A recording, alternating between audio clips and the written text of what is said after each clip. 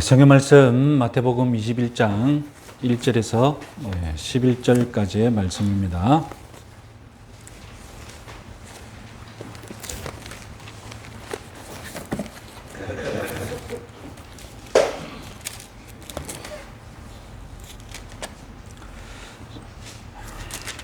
우리 같이 읽겠습니다. 그들이 예루살렘에 가까이 가서 감난산 벳바게에 이르렀을 때에 예수께서 두 제자를 보내시며 이르시되 너희는 맞은편 마을로 가라. 그리하면 곧 매인 나귀와 나귀 새끼가 함께 있는 것을 보리니 풀어 내게로 끌고 오라. 만일 누가 무슨 말을 하거든 주가 쓰시겠다 하라. 그리하면 즉시 보내리라 하시니 이는 선지자를 통하여 하신 말씀을 이루려 하심이라. 일러스되 시온 딸에게 이르기를 내 왕이 내게 임하나니 그는 겸손하여 낙이 곧 멍에 매는 짐승의 새끼를 탔도다 하라 하였느니라. 제자들이 가서 예수께서 명하신 대로 하여 나귀와 나귀 새끼를 끌고 와서 자기들의 겉옷을 그 위에 얹음에 예수께서 그 위에 타시니 무리의 대다수는 그들의 겉옷을 길에 펴고 다른 이들은 나뭇가지를 베어 길에 펴고 앞에서 가고 뒤에서 따르는 무리가 소리 높여 이르되 호산나 다윗의 자손이여 찬송하리로다. 주의 이름으로 오시는 이여 가장 높은 곳에서 호산나 하더라. 예수께서 예루살렘에 들어가시니 온 성이 소동하여 이르되 이는 누구냐 하거늘 무리가 이르되 갈릴리 나사렛에서 온 선지자 예수라 하니라. 아멘.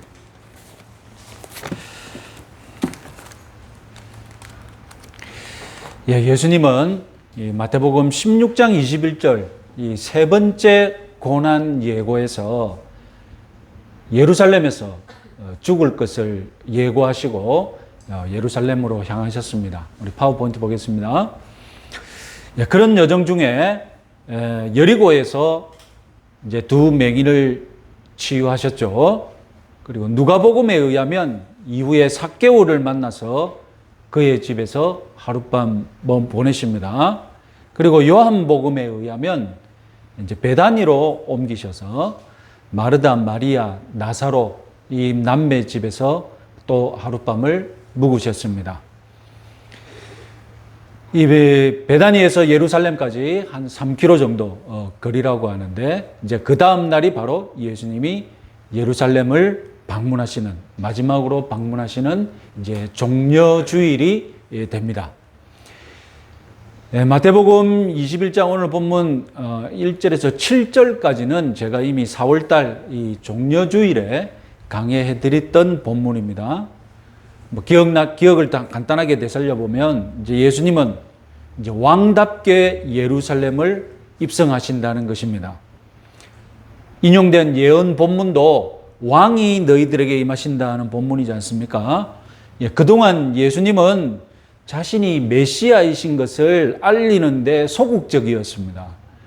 갈릴리에서 치유의 기적을 행하실 때는 그 치유의 기적 선물 받은 자들에게 뭐라고 하셨습니까? 가서 떠들라고 하셨습니까? 너희들이 받은 일을 알리지도 말라고 하셨지 않습니까? 그만큼 예수님은 자신이 이 메시아인 것을 갈릴리에서는 될 수 있으면 감추셨습니다. 하지만 이제 예루살렘을 입성하실 때에는 자신이 메시아이자 왕이자 구약에서 예언되었던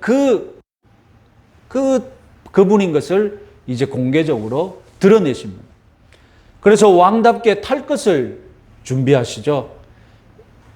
그래서 21장 1절에서 7절까지의 가장 많은 내용을 차지하고 있는 것은 다름 아니라 왕의 탈 것을 준비하는 내용이 주를 이루고 있습니다.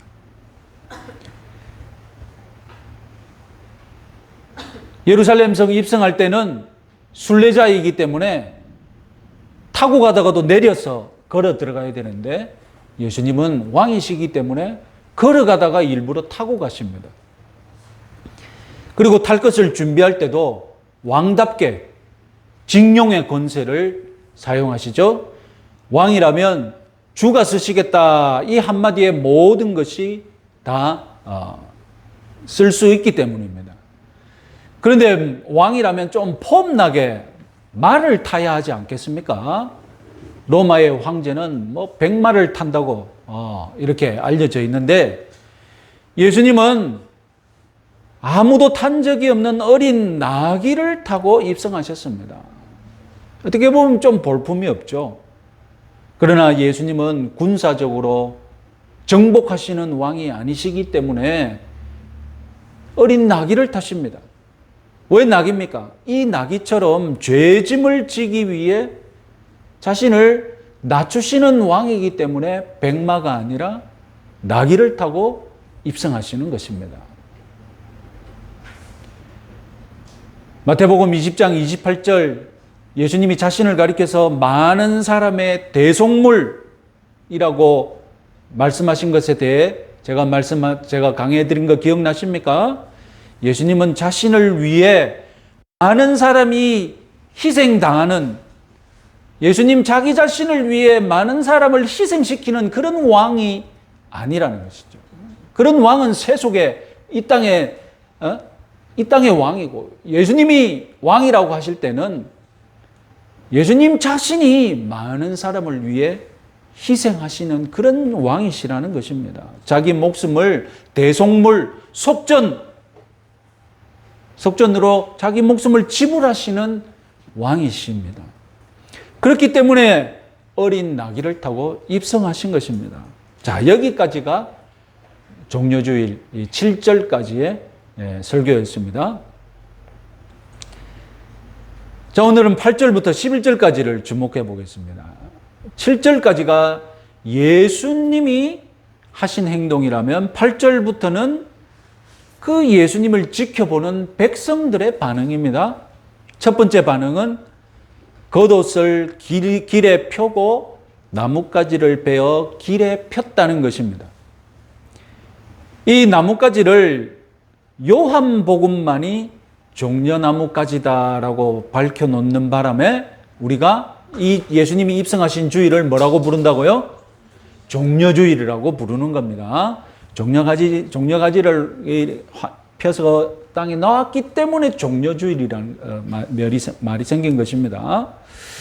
자, 그러면 이 무리들은 왜 겉옷과 종려나무 가지를 길에 폈을까요? 언뜻 보기에는 겉옷과 종려나무 가지를 아마 카페트 역할을 대신하게끔 한 것처럼 우리 지금 눈에는 그렇게 보이죠. 그래서 서양에서는 엘리자베스 1세 여왕이 내려서 걸어가야 되는데 빗물 때문에 땅이 질직거리니까 어떻게 하지 못하고 있으니까 그의 충경 같은 신하가 어떻게 했겠습니까? 자기 겉옷을 벗어서 여왕 앞길에 깔았죠. 그래서 여왕이 그 겉옷을 밟고 깨끗하게 지나갔다는 그런 전설적인 이야기가 서양에서는 있다고 합니다. 자, 겉옷을 깐다는 것, 단지 카페트 정도보다는 좀 더 심오한 의미가 있습니다. 옛날에는 고대에는 옷이 너무 귀했거든요. 그래서 이 겉옷을 무엇에 상징을 했느냐? 겉옷이 곧 자기 몸과 같다고 상징한 것입니다. 겉옷은 곧 내 몸과 같은 것이었거든요. 그러니까 겉옷을 어떤 사람 앞에 깐다는 것은 무슨 의미입니까? 내 몸을, 내 생명을 어떻게 하겠다? 당신에게 바치겠다. 나를 밟고 지나가라. 내가 당신을 위해 희생하겠다. 그런 내가 당신에게 목숨을 바치는 종이 되겠다. 그런 뜻이 되는 것이죠. 구약에서 겉옷을 까는 장면이 있습니다. 열왕기하 9장 13절 말씀 우리 같이 한번 읽어보겠습니다. 무리가 각각 열왕기하 9장 13절 무리가 각각 자기 옷을 급히 가져다가 섬돌 위 곧 예후의 밑에 깔고 나팔을 불며 이르되 예후는 왕이라 하니라. 이 예후라는 사람을 왕으로 세우기 위해서 신하들이 모였는데 이제 신하들이 이 예후를 왕으로 모시면서 그들이 제일 먼저 한 행동이 무엇입니까? 자기 겉옷을 예후 앞에 깔면서 이제 당신이 왕이 되고 우리는 당신께 목숨을 거는 종이 되겠다. 이런 뜻으로 겉옷을 깔았던 것입니다.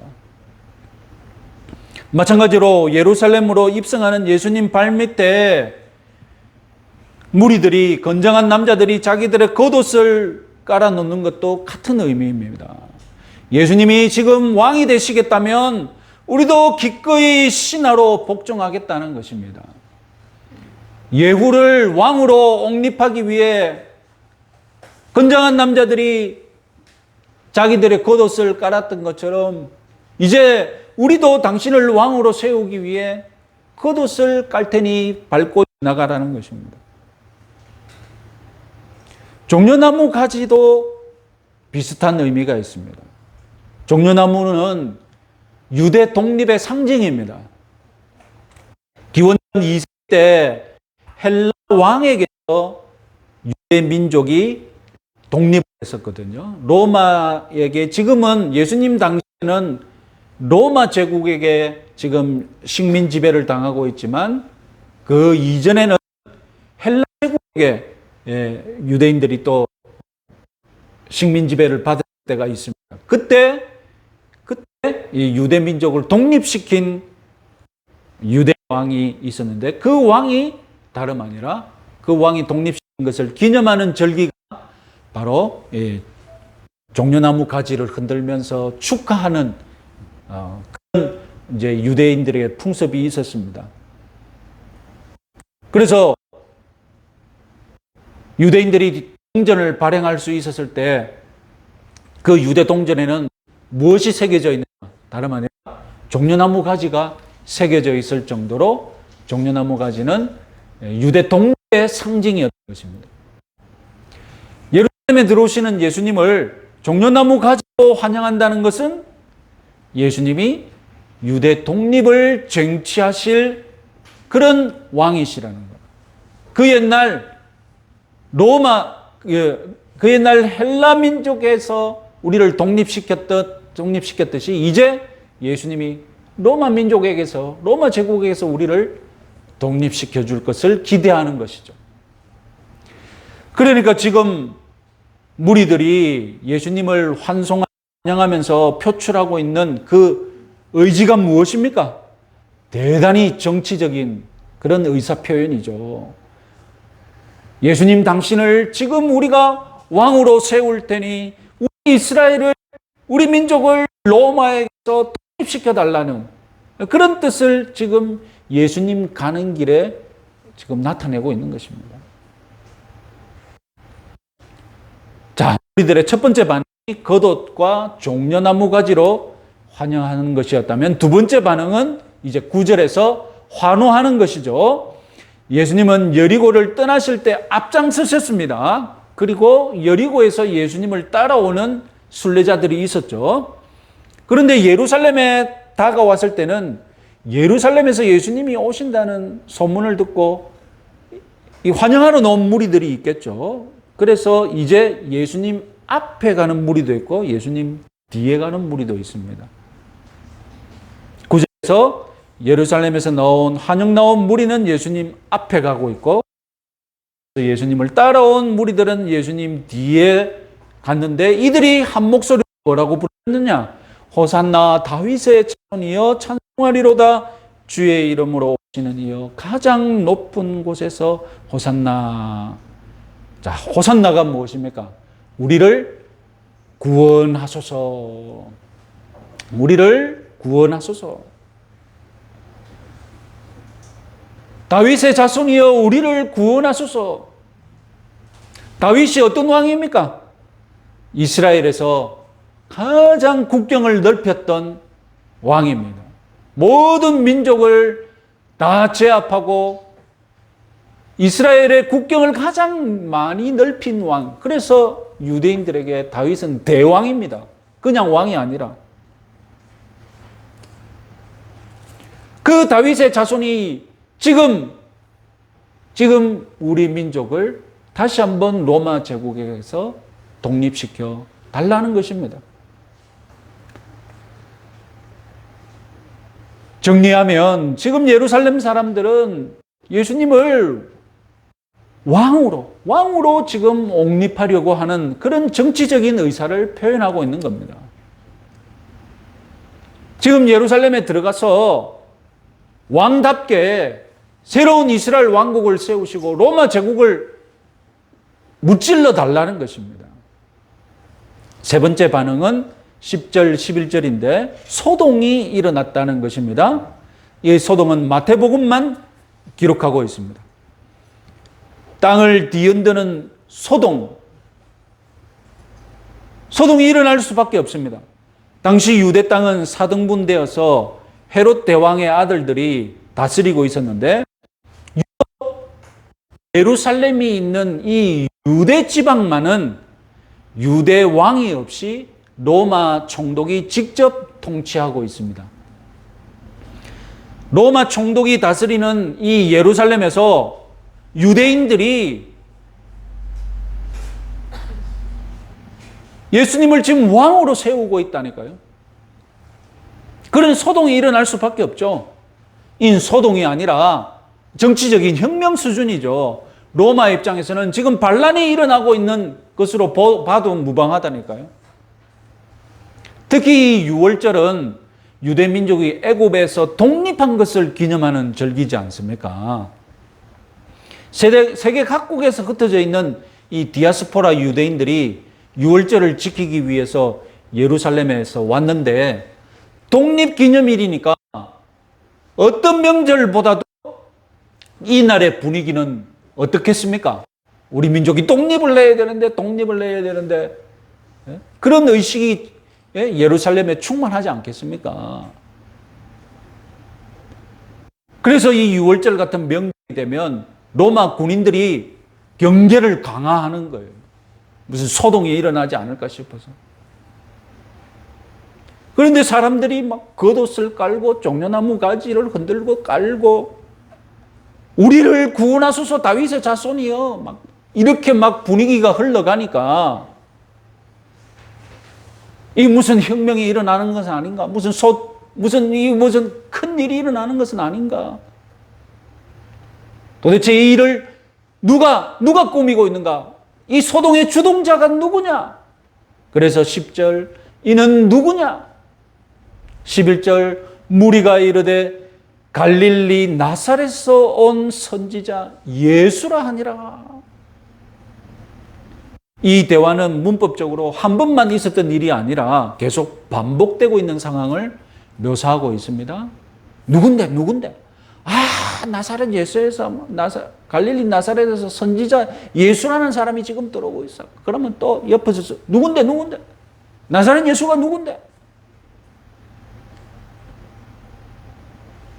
자, 여러분, 고난주간에 일어났던 일들 중에 이해하기 힘든 것들 중 가장 대표적인 것 하나가 일요일에 다윗의 자손이여 우리를 구원하소서 우리의 왕이 되소서 하고 겉옷 깔고 이랬던 무리들이 금요일이 되면 십자가에 못 박아라 하고 예수님을 저주한다는 것입니다. 예루살렘의 분위기가 어떻게 5일 만에 이렇게 천 차이가 되었냐는 것입니다.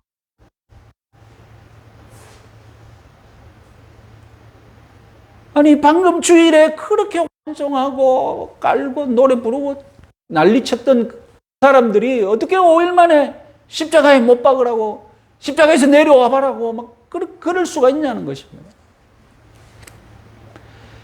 자, 그 첫 번째 이유는 다름 아니라 제가 누차 말씀드렸듯이 유대인들이 예수님을 오해했기 때문이죠. 유대인들은 예수님을 정치적이고 군사적인 메시아로 믿고 있습니다. 예수님이 로마로부터 독립시켜 줄 것을 기대하고 있습니다. 지금 예수님이 어떤 액션을 취할 것을 기대하고 있습니다. 그런데 예수님은 예루살렘에 들어오셔서 유대인들의 기대를 만족시키지 못하고 예수님의 이 유대인들의 예상과는 다른 행동을 하시는 거예요. 로마 권력과 싸우기는커녕 오히려 로마인들에게 잡혀서 무슨 꼴을 당합니까? 채찍질 당합니다. 그래서 그 채찍질 당한 몰골로 유대인들 앞에서 예수님이 서실 때 그 실망감, 유대인들은 예수님이 오히려 로마 사람들을 쫓아내시고 그래야 되는데 이건 입장이 바뀌어서 로마인들에게 잡혀서 채찍질 당한 그 모습, 유대인들에게 가장 실망적인 모습이죠. 유대인들이 보기에 나사렛 예수는 우리를 로마로부터 구원해 줄 영웅이 아니구나 뒤늦게 깨달은 것입니다. 처음부터 잘못된 기대였죠. 그래서 예수님을 버린 겁니다. 바라보다 못한 나사렛 예수. 그래서 예수님을 버리고 살인자 바나바를 선택한 것입니다. 자, 두 번째 이유는 이 유대 종교 지도자들의 여론 공작 때문입니다. 유대 종교 지도자들은 예수님이 신성 모독자라는 여론을 조작해내었습니다. 그래서 조작된 재판을 강행했죠. 결국 예수님을 죽어 마땅한 신성 모독자로 만드는 데 성공하고 심판해 버렸습니다. 어떤 영화, 내부자라는 영화가 몇 년 전에 히트했죠. 그 내부자에서 유력한 그 신문의 주필이 국민을 뭐라고 합니까? 개돼지 취급을 하죠. 왜냐하면 자기가 쓰는 대로 다 믿어주거든요. 자기가 뭐라고 하면 다 믿거든요. 자기가 불러주는 대로. 그러면 사람들이 다 믿거든요. 그러니까 이 주필은 자기가 불러주는 대로 다 믿으니까 개돼지로 하는 거예요. 어리석은 대중은 조작된 여론에 넘어가서 다 믿는다는 것입니다. 일요일에 환호했지만 그동안 5일 동안 예수님을 신성 모독자라고 자꾸 몰아가지고 재판하고 낙인 찍어버리니까 예수님이 신성 모독자구나. 십자가에 못 박아야지. 다 넘어간 거예요. 이런 여론 조작이 성공한 것입니다. 자, 오늘 본문 11절에서 예루살렘 사람들이 누군데? 갈릴리 나사렛 출신 선지자 예수다. 여러분 이렇게 질문하고 응답하는 장면.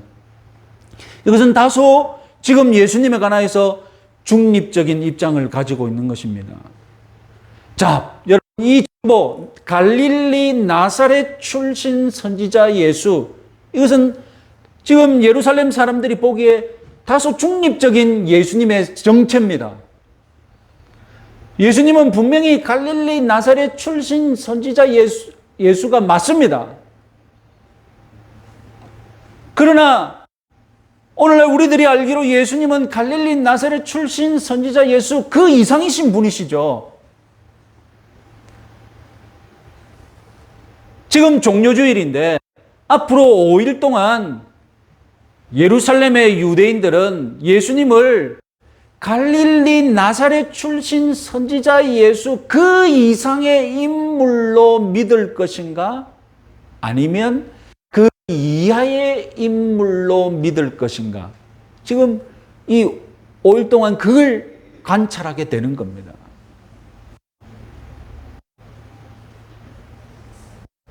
우리 고난주간의 결말을 알고 있죠? 5일 후에 예루살렘의 유대인들은 예수님을 어떻게 믿게 되었습니까? 갈릴리 나사렛 출신 선지자 예수 그 이상의 인물로 믿게 되었습니까? 아니면 그 이하의 인물로 믿게 되었습니까? 후자죠. 갈릴리 나사렛 출신의 선지자 예수, 그보다 못한 존재로 예수님을 믿게 된 것입니다. 그래서 십자가에 못 박으라고, 저 신성 모독자를 십자가에 못 박으라고 5일 만에 전세가 완전히 뒤집히게 된 것입니다. 여러분, 종려주일에 이렇게 환호하고 소동이 있었는데 단지 5밤이 지나면 십자가에 못 박아 죽으라, 이 외침이 나옵니다. 이제 이 말도 안 되는 변화가 조금 이해가 되십니까? 갈릴리 나사렛 출신 선지자가 자신들이 기대했던 다윗의 자손, 자신들이 기대했던 로마로부터 해방시켜줄 영웅 아니다는 것을 뒤늦게 깨달았다는 것입니다. 그래서 이 월요일부터 금요일까지 관찰해 본 결과 에이 아니니 버리라 죽이라 이렇게 여론이 바뀐 것입니다. 다 떠났던 것입니다.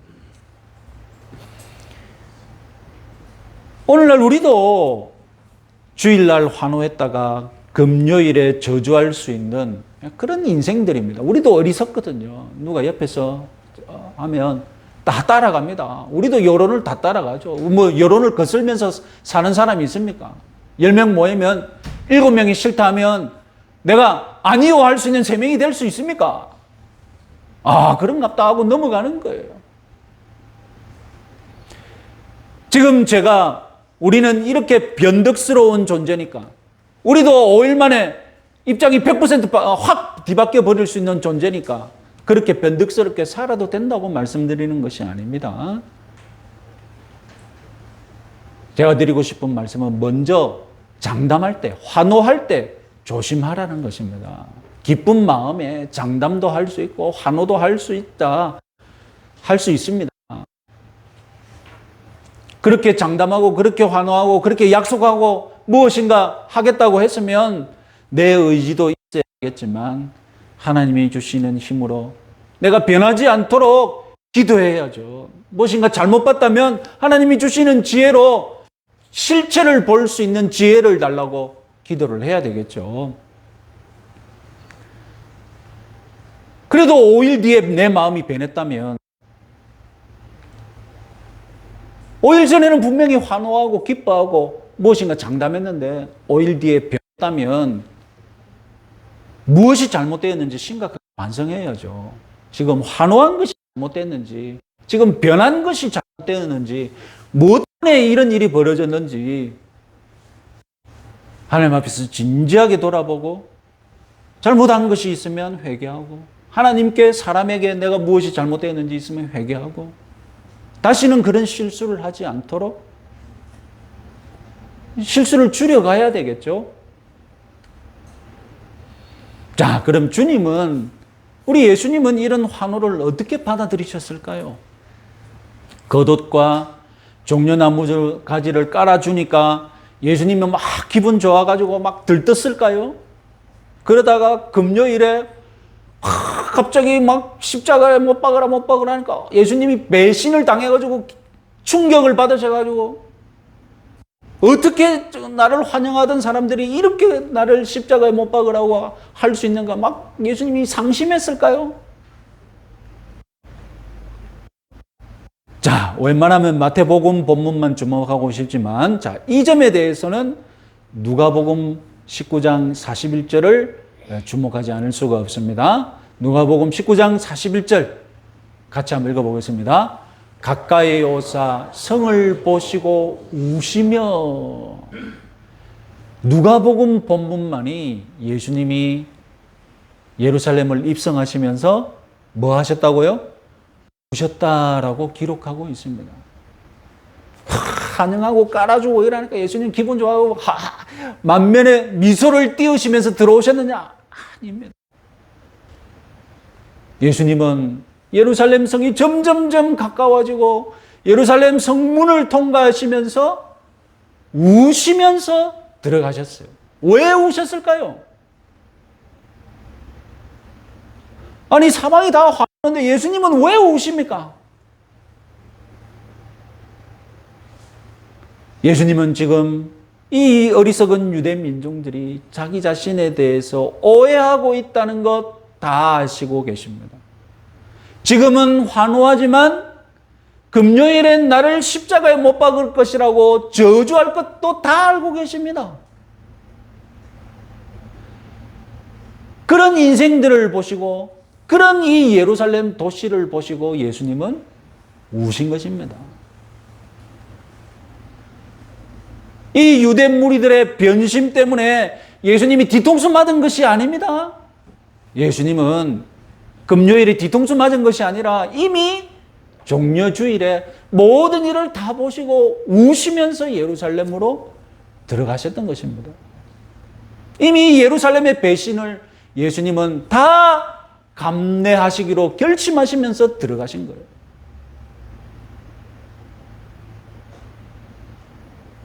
이제 마지막으로 드리고 싶은 말씀이 있습니다. 예루살렘에 입성하시는 예수님을 향해 저 사람은 누구냐? 이렇게 질문한 것, 대단히 의미심장한 질문이죠.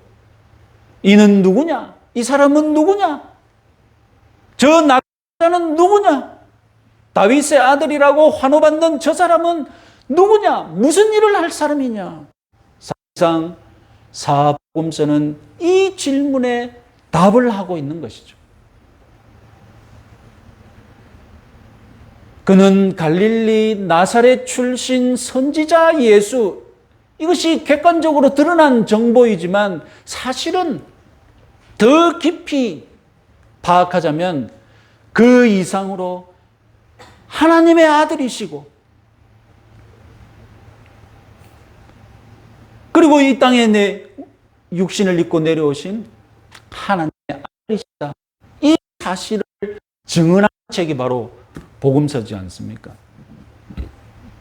그리고 예수님은 자신을 위해 남을 희생시키는 왕이 아니라 남을 위해 자신을 희생시키는, 자신을 대속물로 희생하신 분이시다라는 것을 자세히 증명하고 자세히 설명하기 위해 이 신약 성경 전체가 지금 다 쓰여 있는 것 아닙니까?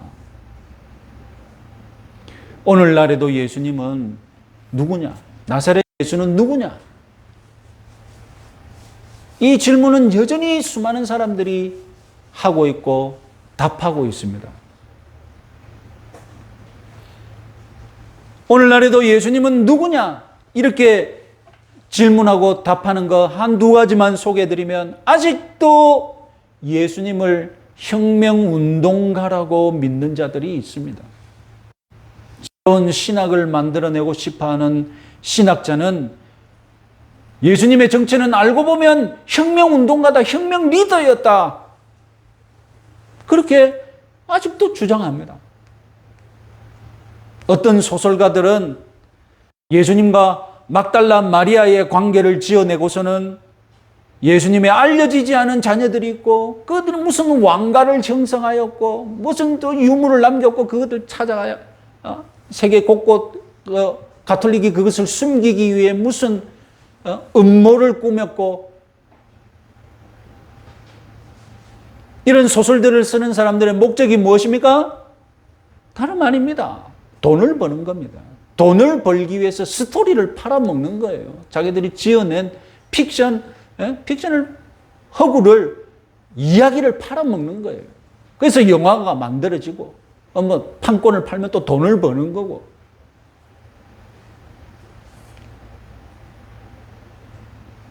이들이 얘기하는 예수님의 정체는 무엇입니까? 그냥 갈릴리 출신의 선지자 예수, 그리고 결혼을 하여서 아기가 숨겨진 아기가 있는 예수, 이 정도로 예수님을 팔아먹는 거예요. 그러나 예수님 자신이 자신의 정체에 대해, 그리고 이 땅에 와서 할 일에 대해 분명하게 말씀하셨습니다. 예수님은 하나님의 아들이시며 많은 사람들을 위한 대속물 속전이십니다. 여러분, 한 2주 전에 마태복음 20장 28절 제가 여기에 대해서 길게 말씀드린 적이 있죠. 같이 한번 더 읽어봅시다. 마태복음 20장 28절, 인자가 온 것은 섬김을 받으려 함이 아니라 도리어 섬기려 하고 자기 목숨을 많은 사람의 대속물로 주려 함이니라. 우리를 이 죄의 노예 상태에서 구원하기 위해 자기 목숨을 속전으로 지불하신 하나님의 아들이신 줄 믿으시기 바랍니다.